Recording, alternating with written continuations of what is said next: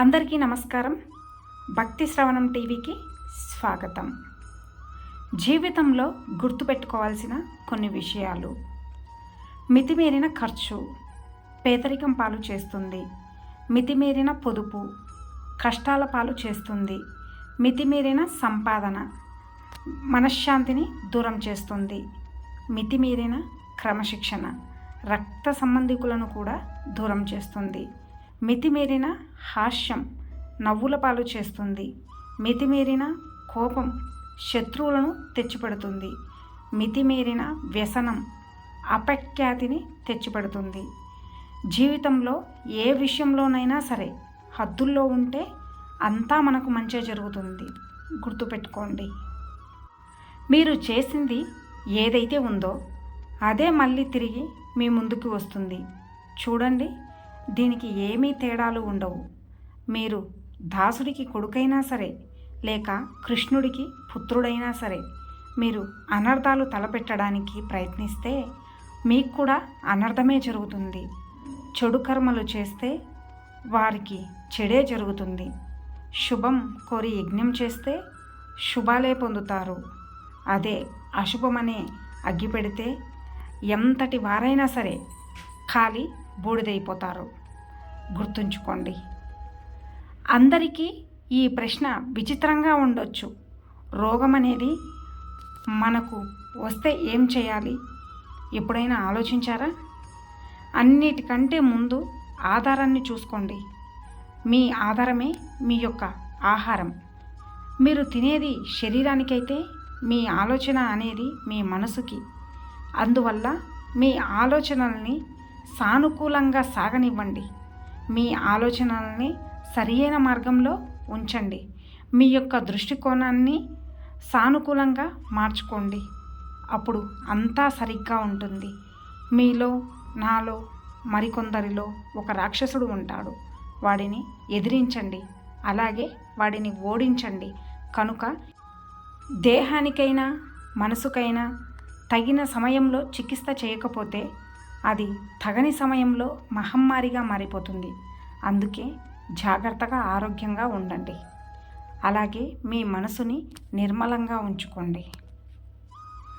సాధించాలన్న ఆలోచన నీ మనసులో ఉన్నంతకాలం ఎన్ని అడ్డంకులు వచ్చినా సరే నీ విజయాన్ని ఎవ్వరూ కూడా ఆపలేరు. ధైర్యంగా ఉండండి.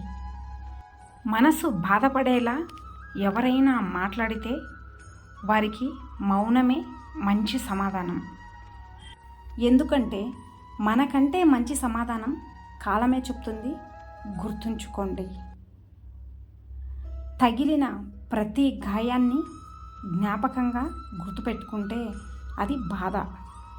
ఆ తగిలిన ప్రతి గాయాన్ని పాఠంగా మార్చుకుంటే అది మార్పు. ఎందుకంటే ముళ్ళుని తొక్కిన కాలు బాధపడుతూ అక్కడే ఉండిపోకూడదు. ఈసారి జాగ్రత్తగా నడవడం మొదలు పెట్టగలగాలి. ఈ డబ్బు అనేది జీవితాలని మార్చివేసింది. డబ్బు లేనప్పుడు కూరగాయలు వండుకొని తినేవారు. డబ్బు గలవారు అయ్యాక పచ్చి కూరగాయలు తింటూ బ్రతుకుతున్నారు. డబ్బు లేనప్పుడు గుడికి భక్తిగా దర్శనం కోసం వెళ్ళేవారు. డబ్బు వచ్చాక సరదాగా తిరగడానికి వెళ్తున్నారు.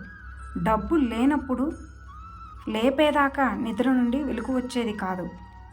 కానీ డబ్బు వచ్చాక నిద్ర పట్టక మాత్రలు మింగుతున్నారు. అవునా? నీ పుట్టుక అనేది ఇతరులు ఇచ్చింది.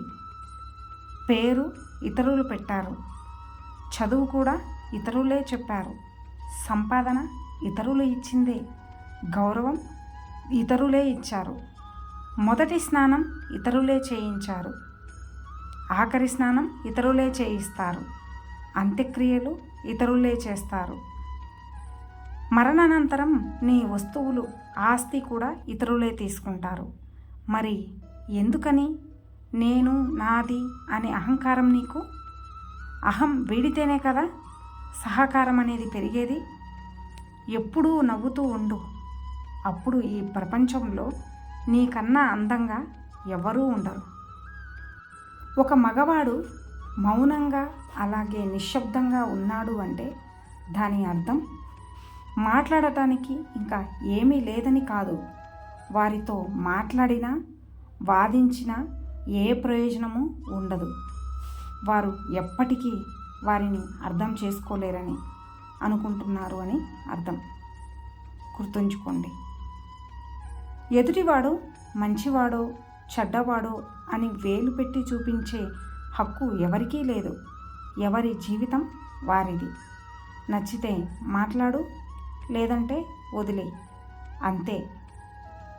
తలరాత బ్రహ్మది, తనువు తల్లిది, తపనేమో తండ్రిది. కానీ మంచో చెడో బ్రతుకు మాత్రం నీదే. కష్టం వచ్చిందని పైకి పోతావో లేదా కష్టపడి ముందుకు పోతావో నిర్ణయం నీదే. జ్ఞానం అనేది ఏం మాట్లాడాలో చెప్తుంది. సంస్కారం అనేది ఎలా మాట్లాడాలో చెప్తుంది. సామర్థ్యం ఎంత మాట్లాడాలో చెప్తుంది. తెలివి అసలు మాట్లాడాల్సిన అవసరం ఉందో లేదో చెప్తుంది. అర్థమైందనుకుంటా. ధనం మీద ఆశ పెరిగే కొద్దీ ఆరోగ్యం, బంధాలు, ప్రేమ, ఆప్యాయతలు అన్నీ దూరం అవుతూ ఉంటాయి.